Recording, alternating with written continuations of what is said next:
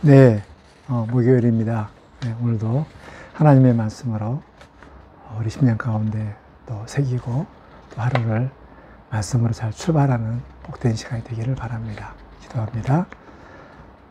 나의 목자 되신 주님, 이 시간 주의 말씀으로 우리 하루의 삶을 인도하실 줄 믿습니다. 우리에게 말씀하여 주옵소서. 저희가 듣겠나이다. 주의 말씀이 우리의 발의 등불이 될 수 있도록 주의 말씀을 밝히 알려주옵소서. 예수님의 이름으로 기도드립니다. 아멘.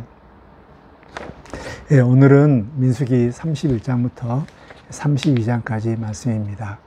31장은 이제 미디안 전쟁, 미디안을 다 정복하라, 다 진멸하라라는 이러한 미디안 이 전쟁에 대한 내용이 나오고, 그리고 32장은 이제 갑자기 르우벤, 갓, 므낫세 반지파가 요단 동쪽의 땅을 요구하는 이러한 사건에 대해서 처리하는 내용들이 나옵니다. 물론 이 두 가지는 굉장히 중요한 관점이 바로 약속의 땅에 들어가기 위한 하나의 그러한 또 가는 데 있어서 굉장히 중요한 사건들, 또 중요한 이러한 내용들입니다. 이런 관점에서 31장, 32장을 봤으면 좋겠습니다.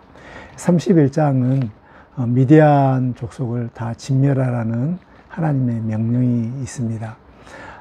그 이유는 25장에서 바알볼의 이러한 사건, 발람이 이렇게 꾀어서 유혹에 의해서 이스라엘 백성들이 모압 여인의 유혹에 따라 우상 숭배하게 되고, 그래서 24,000명이 죽임을 당하는 이런 끔찍한 일을 당한 이것에 대해서 이제 복수하는 이런 전쟁이 미디안 전쟁입니다. 물론 미디안은 여기 모압에 해당되는 것을 말을 하고 있습니다. 이제 이 전쟁을 쭉 읽어보면 어떻게 전쟁을 이제 치르는가 뭐 이렇게 하는 이런 내용도 있지만, 그 내용들의 이런 중심이 여기에 미디안 전쟁을 하고, 또 그 전쟁의 의미가 헤렘, 진멸하라 라는 그런 그 의미가 있습니다. 그리고 이제 다 전쟁이 끝나고 돌아왔을 때 모세가 이렇게 진 밖으로 나가서 저들을 맞이합니다. 그 이유가 있는데, 그것은 이제 전쟁을 했을 경우에 죽임을 당한, 시체를, 생명을 취하고 생명을 제거하고 이런 모든 것들은 어떤 그것에 상관없이 부정한 것입니다. 그래서 이것을 정결케 하는 이 일들이 있어야 되기 때문에 7일 동안 머물고 있으라고 합니다. 그리고 이제 그 미디안 전쟁을 통하여서 수많은 이런 전리품들이 있는데, 이 전리품들을 어떻게 이제 분배할 것인가에 대한 이제 그 내용들이 좀 나와 있습니다. 이 내용은 이제 앞으로 그 약속의 땅에 들어가서 전쟁을 할 때 어떤 관점에서 전쟁을 해야 되는가는 이런 중요한 하나의 그런 샘플이 되는 것입니다. 이 전쟁을 통하여서 이제 미디안 약속의 땅에 들어가서 수많은 가나안 족속들을 다 진멸하고 진멸할 때 어떤 자세로 해야 되고, 또 여기에 대해서 또 전쟁에 돌아왔을 때 어떻게 처리해야 되고, 전리품에 대해서 어떻게 나눠야 되는가 한 샘플을 보여주면서 이제 미디안 가나안 전쟁을 미리 준비하는 이런 내용들을 보면 굉장히 그 31장이 우리에게 은혜가 되는 것입니다. 먼저 여기에서 이제 중요하게 좀 다뤄야 할 것들이, 미디안을 전쟁하라 했는데 그 이유가 뭐냐면 하나님의 여호와의 원수라고 합니다. 왜 여호와의 원수가 됐는가? 그 핵심은 바로 여호와의 백성인 이스라엘 백성들을 발람이 모압 여인을 꾀해서 유혹하게 했고 24,000명이 죽게 하는 이것이 곧 여호와께 원수짓하는 이런 것입니다. 하나님의 백성을 건드렸을 때 이것은 하나님의 백성에게만 해당되는 것이 아니라 하나님의 백성인 주인이신 하나님께 이것은 손해를 끼치는 것이고 이것은 하나님께 대한 원수가 되게 된다는 것입니다. 그래서 이것을 진멸하라고 그러는데 이것은 우리에게 중요한 교훈을 주는데 만약에 하나님의 백성인 우리들을 세상 사람들이 건들고 또 주님의 몸된 교회를 핍박하고 또 힘들게 했을 경우에 이것은 하나님과 원수된 이런 사건입니다. 우리 하나님의 백성을 하나님의 눈이라고 있습니다.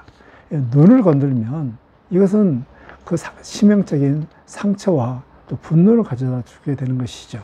그래서 눈을 건든 자들에게는 가만히 두지 않습니다. 확실하게 이렇게 보복을 하게 되는 것이죠. 마찬가지 하나님의 백성을 건드렸을 때 이것은 하나님의 눈을 건드는 것과 마찬가지로 하나님께서 저들을 저주하고 저들을 심판하게 된다는 것입니다. 이런 사실을 기억하면서 우리는 하나님의 눈이다 라는 생각들을 했으면 좋겠고 또 나중에 이제 사도 바울의 이런 고백을 통하여서 교회를 잔멸하려고 했잖아요. 사도 바울의 고백을 통하여서 이것은 마치 가시채를 차는 것 같다라고 했습니다. 그래서 교회를 핍박한다. 하나님의 백성을 핍박한다. 이것은 가시채, 가시로 되어 있는 채를 발로 차는 것 같다. 결국 누가 아픕니까? 발로 찬 사람이 아픈 것이죠. 그래서 우리의 이러한 그 독특한 신분의 독특성들을 생각을 하면서 세상 사람들이 우리를 건들 때, 우리를 괴롭게 할 때 저들에 대해서 좀 이렇게 미워하기보다는 불쌍히 여길 수 있는 마음, 즉 하나님께서 저들을 혼낼 때 저들이 얼마나 정말 고통스러울까 불쌍히 여기는 이런 마음들을 우리 마음 가운데 가졌으면 좋겠습니다. 또 이스라엘 백성들이 이 미디안 전쟁을 할 때 이것은 헤렘이라는 것입니다. 헤렘은 완전히 진멸하는 것이죠. 이제 전쟁을 다 끝나고 돌아왔을 때 여기에 그 여자들, 남자들은 싹 죽이지만 여자들을 살려주는 거예요. 그래서 모세가 다시 화를 내면서 모든 여자를 죽이되 남자를 낳은 여자를 죽이고 또 남자 아이까지 싹 죽이라고 합니다. 좀 잔인한 것 같지만 이것은 하나님의 원수고 또 죄악의 잠정적인 이러한 여호와의 원수가 되기 때문에 싹부터 다 없애게 되는 것이죠. 살아있는 것은 오직 남자를 알지 못하는 여자들만 남겨놓고 그 여자들은 이제 이스라엘 백성들을 위해서 살려두는 것입니다. 그리고 이런 수많은 이런 분배를 할 때 정말 분배 원칙들을 정확하게 전쟁에 나간 사람들 또 뒤에서 남아있는 사람들에게 균등하게 50도 50도 나눠주고 또 여호와께 드릴 것 또 레위인에게 드릴 것 이것을 균등하게 나눠서 앞으로 이제 가나안 전쟁에서 얻은 이런 전리품들을 어떻게 불평 없이 나눌 것인가에 대한 그 규칙을 또 샘플을 이렇게 만들어줍니다. 참 우리가 전쟁에서 얻는 전리품을 얻는 데는 다 힘을 합하지만 만약에 이 배분을 잘못했을 때는 여기에 대해서 많은 분열을 가져오게 되고 공동체의 역할을 가져오게 되는 것이죠. 그래서 이 미디안 전쟁을 통해서 이 분배를 전리품들을 정확하게 또 전쟁을 할 때 어떻게 전쟁을 해야 되는가 진멸 그리고 분배된 것들 전리품들을 어떻게 분배하는가 내용들을 통해서 앞으로 이제 가나안 전쟁에서 일으켰을 때 미리 다 준비하는 이런 과정들을 미디안 전쟁을 통해서 하나님께서 제시를 하고 있습니다. 이런 사건들을 통해서 참 우리에게 주어진 하나하나 이런 사건들 이것은 정말 이걸 잘 기록하고 잘 정리해서 나중에 비슷한 사건과 있을 때 이것을 미리미리 우리에게 교훈을 주고 미리미리 알려주는 이런 과정이기 때문에 우리는 항상 우리 가운데 있는 모든 사건과 일들을 하나님의 말씀으로 진리로 해석하고 정리하는 이런 습관들을 가져야 됩니다. 그래서 나중에 이런 일이 동일하게 벌어졌을 때 이것을 미리미리 선하게 하나님의 말씀의 뜻대로 또 해결하고 정리할 수 있는 이런 지혜들을 가지기를 주의 이름으로 축복합니다. 32장은 이제 요단 동쪽에 있는 땅, 모압 땅이죠. 굉장히 기름진 땅입니다. 전리품들이 어마어마하잖아요.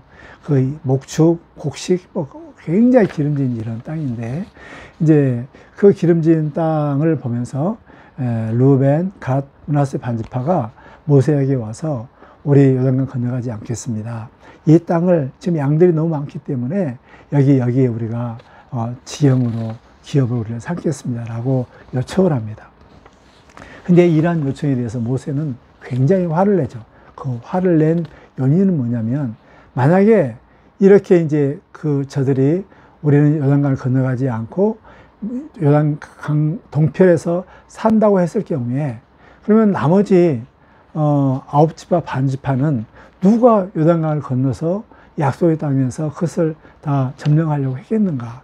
이것은 하나님께서 아브라함을 통하여서 주시기로 했던 땅의 경계가 또 갈릴리로부터 요단강과 사해까지 지나는 이런 경계 서쪽이거든요. 하나님의 약속한 땅에서 벗어나니라는 곳입니다.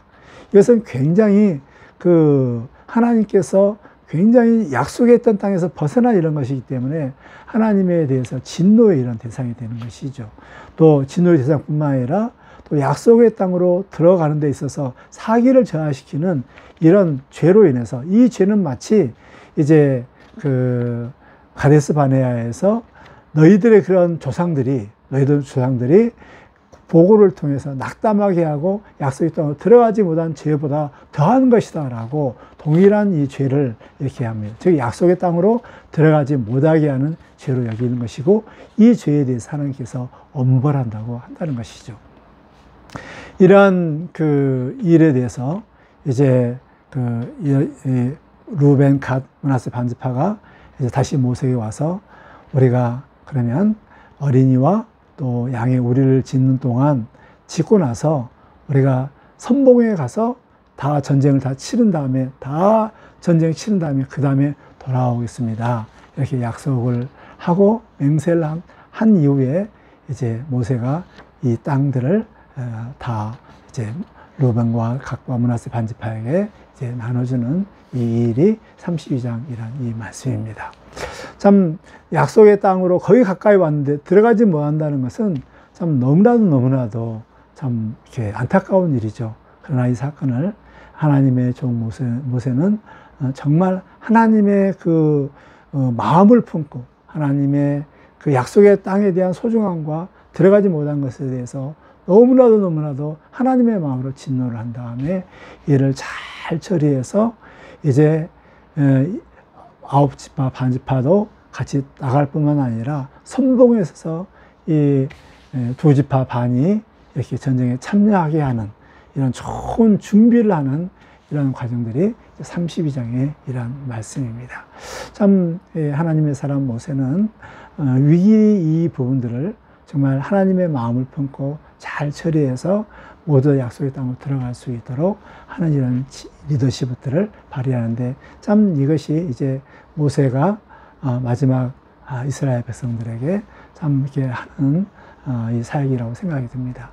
마지막까지 모세는 최선을 다해서 약속의 땅으로 들어가는 이 일들을 준비하는 이런 모세를 보면서 충성스러운 모세의 이런 모습들을 우리가 보면서 우리도 모세처럼 하나님의 마음을 품고 또 하나님의 계획에 따라 말씀에 따라 이를 소신 있게 처리하는 우리의 삶이 되기를 주 이름으로 축복합니다. 기도합니다. 하나님 우리 아버지, 하나님께서 모든 사건들을 통하여서 앞으로 되어질 일을 준비해 나가시는 우리 하나님의 지혜로우심을 봅니다.